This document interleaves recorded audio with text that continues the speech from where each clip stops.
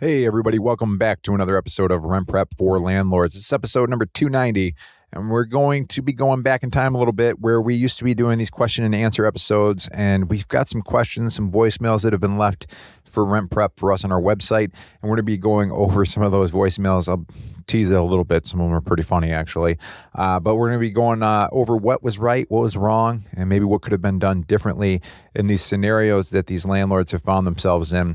And we're going to be covering all those right after this. Welcome to the Rent Prep for Landlords podcast. And now your host, Eric Worrell. All right, to kick things off, we're going to start with a voicemail that was left by someone over the pond, I'm assuming. And I think you'll understand why as soon as you hear her voicemail. So let's give this a listen, and we'll break it down and see what kind of little maybe nuggets we can pull out of it. I don't have a microphone, but I do have a bad tenant. This tenant asked if they could put a fire pit on the lawn. That should have been about a foot deep and a foot wide. So I said yes. When I went to see what had happened, the whole garden has been ripped up and the fence down. Not happy about that. Now, they say they cannot pay their rent anymore unless they have my bank details. So they can't pay their rent without the bank details. And a small fire pit has caused about £500 to £600 worth of damage. And there it is, just there, all the dirt and broken fence and no rent. Okay, bye. Oh, it's Marie. Don't care who knows. Bye. Oh, that's fantastic. I love the end there. Bye. It's Marie. Don't care who knows. I was talking with Steve on this one. I played it for him, and he was laughing about how the idea of even if you're angry, if it's in a British accent sometimes, it just doesn't sound like anger. I mean, that lady sounds like she could have played Mary Poppins. She was so sweet about her situation. Listening to it, you probably thought some of the same things I did as far as when a tenant makes a request and they're saying something kind of ambiguous, like, hey, can I put in a fire pit? She's making some assumptions on what a fire pit means. Like maybe it's, they dug up a little hole, but to the tenant, maybe it was like, well, fire pit meant we wanted a whole back patio that we're going to create ourselves. And then they started doing it and they stopped and they ended up just ripping up a bunch of stuff. And like she said, there's 500 to 600 pounds of damage. So in my thinking, it wasn't clear what the communication was and what the outcomes were. And this kind of dabbles in a area that a lot of landlords fall into issues is when you you allow your tenants to make improvements to the property, because they may think it's an improvement, but you don't. So if they're to redo this, probably either say no or give clear parameters on what a fire pit meant. And maybe you're thinking the same thing as me too, when you get into these kind of gray areas where tenants are making the improvements to the property. That can be a source for angst for landlords because of, like I was just saying, the communication gaps, but also it just kind of changes that relationship a little bit from and I've ran into this as a renter before where I was making improvements upon asking the landlord and she said fine. Then when the rent came, she deducted things out of the rent because we made changes to the property. Like, it was messy. You're better off just, any kind of improvements being done by you or your team and not the renter. So speaking of improvements being done to the property, kind of a humorous voicemail that we got here, another minute and a half here, where a woman is explaining why she let a couple homeless people live in her trailer to do work. And you can see how this one played out as we listen in right now. So let's take a listen. I let a couple stay in my travel trailer for a few days that was homeless. When it come time for them to leave, they said, make me. I have to evict them. They were supposed to do work and they're not for those few days. Now they're stealing from me and other people, bringing it onto the property. They're doing drugs, they're selling drugs. And now they've torn up my gate, bringing a four-wheeler through it, took it off its hinges because it wouldn't fit, and I had to lock my main gate because of bringing stolen things in and out. So they just took my gate off the hinges, bent it, cracked my sidewalk, called the law, They couldn't help me when I found stolen stuff, my stolen stuff in the trailer they were staying in of mine. Now I have a 4-wheeler sitting in my yard, chained to my huge. All right. Kind of just cut off there. I think the minute and a half timer was up on it, which might have been for the best. This is a classic case, though, of doing some sort of like quid pro quo type relationship where, you're not charging these people any money. You're letting them live in your trailer. Maybe she had, overall, she thought she was doing these people a favor. They're homeless. You can live rent free, but I need you to do some repairs. And then in this situation, it backfired. She said they were selling drugs. They damaged her property. They had stolen stuff out of her property and had it in her trailer. And now she's got to evict them. Like, what a mess. This is a tough situation. And again, it's because you're blurring the lines between landlord and tenant in this one, right? You could probably go down some other rabbit holes of things you shouldn't do in this particular scenario.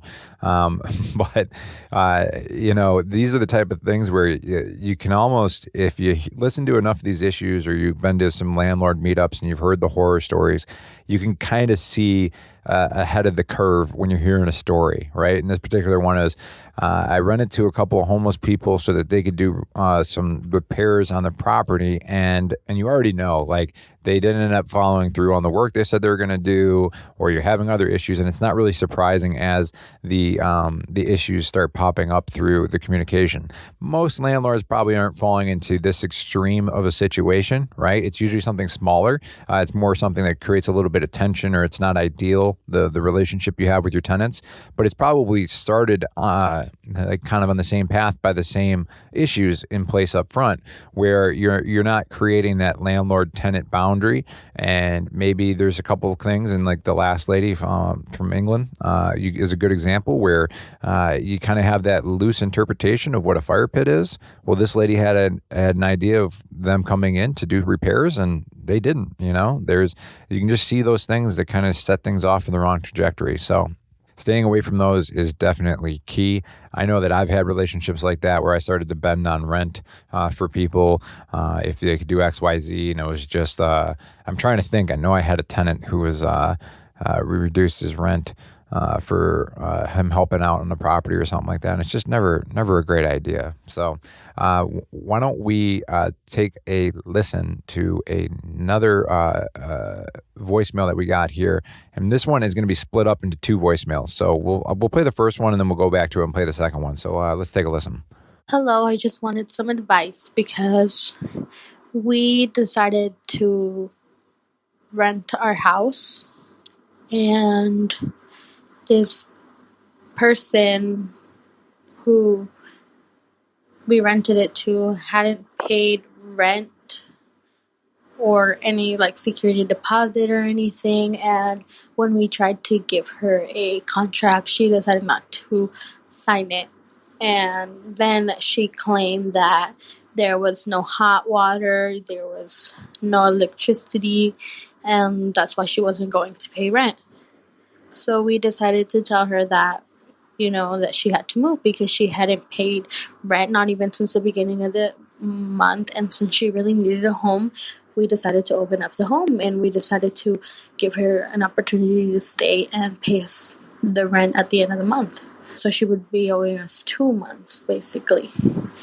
And she didn't want to let us in to our house when we told her if we could come in because, we wanted to check out, why it wasn't working, and she didn't let us in. So we told her that, that if she didn't want to let us in, that, she had to go. Like, she wasn't paying, and she said that she didn't want to. Okay, so that's the first voicemail, probably worth cutting off right there. This is a classic example, too, of a situation that's just escalating over time. Probably one of the first things that's worth highlighting here is first-time landlord, it sounds like, decided to rent their house out. Not sure if I maybe misheard or didn't gather it, but I don't know if they moved out and they're renting it out or they're renting out a room. Probably moved out because they talked about the fact they couldn't get back into the apartment or the house. So first time going through it, get somebody in. There's some warning signs with things right away. Sounds like they didn't even get any kind of clear lease signed, because she said that they didn't want to sign it or something. And then late on rent, and then late on rent again. And you probably picked up on it, but unfortunately, this landlord, which maybe doesn't identify as a landlord, right? They're just thinking, well, I'm just renting out this one place I had and just trying to make a few extra bucks. Like, she's a landlord. It's a business. She is going to start running into potentially self-help eviction issues, where she went over, she couldn't get in, so she's just trying to evict this person out of the place and probably not taking the correct steps that she should be.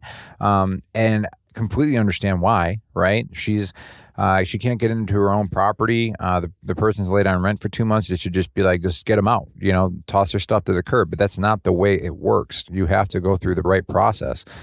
Even if this person is really, really sticking it to you, you don't want to give them any ammunition to bring up in front of a court or in front of a judge on what you did improperly, because most times we know the judge is going to side with the landlord because they don't know what happened. It's just your story versus theirs, and they see that you clearly did something illegal. So why don't we take a listen to the second voicemail to see how this unfolds further. So again, here we go.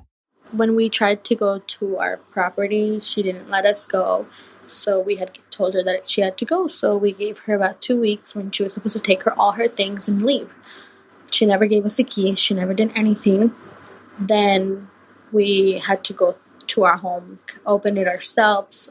When we went in there, our property was basically destroyed. She had put in new electricity cables, and she had disconnected things. She had played with the light switch where you can turn off the main houses and everything, because we live in trailers. She had half of it on and half of it off. She had changed the colors of the walls. She put in a new mirror that had to do with electricity. So keep in mind, that was the reason why she didn't have anything. And then we threw her stuff out because her stuff had to be thrown out. And now she's saying that and we haven't gone to the police about it because, we didn't want to start anything. And now she's saying that she's going to send us to court. So I'm not really sure what to do or anything. So I would really appreciate the advice if you could do that for me and maybe hear the rest of the story, since I can't really finish it all. I cut off again there. But just like we were talking about, it kind of developed further with a self-help eviction. She said that she gave her 2 weeks, said you got to be out. They got in. Place was a mess. They ended up throwing out all of their stuff outside of the trailer. And I mean, I imagine if this goes to court, this person's going to have a tough time because of the fact that they took their stuff. And you want to research your state, because this is different by each state on what you can do with tenants' belongings that are held that are left over. Some states, they may require you to even put it into storage for them, which sounds kind of crazy if somebody just kind of ghosted you like that. But this is where I think it's dangerous for some people when they're first getting started, if they're not really doing the research and educating themselves from the get-go, because it's more like, oh, I can make some money doing this. And then I wouldn't be surprised in this situation if there was no lease, if there was no formal eviction filed. It was just, everything was kind of like a mouth contract, if you want to call it that, your word is your bond kind of thing. And it's really biting the person. And it's going to be a really tough situation. And again, this is the third case where you have tenants making improvements to the property, or at least they think so. They added a mirror that had electricity with it. This sounded like they ran some new electric, turned off some circuit breakers, I'm assuming she was talking about. So there's some issues there. It stinks, to be honest. It's one of those things where you hear the story and you go, "Wow, that sucks. That's gonna sting for that landlord." But you understand why they end up in the problems, and that's why you hear that adage that a lot of landlords make their own problems. Educate yourself up front. If you're not sure on something, don't assume that you can just kind of throw out somebody's stuff. Research it. What do you do with their stuff? What do you do if you're in a situation where you can be held legally liable for locking somebody out of an apartment? Am I doing things within the letter of the law? It doesn't mean you have to go and get an attorney for every decision you make, but you could at least start with Google and Google it, or somebody who's more experienced than you, and use them as a mentor. So those are the 3 calls we got this week. I want to thank the people for leaving those voicemails, especially the one from across the pond. It's good to know that you're getting people from an international audience sharing their stories of fire pits that were way too large. But until next week, guys, I hope you have a great week. And take care. And hopefully you learned a few things from some other landlords' heartaches, and remind yourself to do things by the book and do it the right way. All right, guys, have a great week and take care.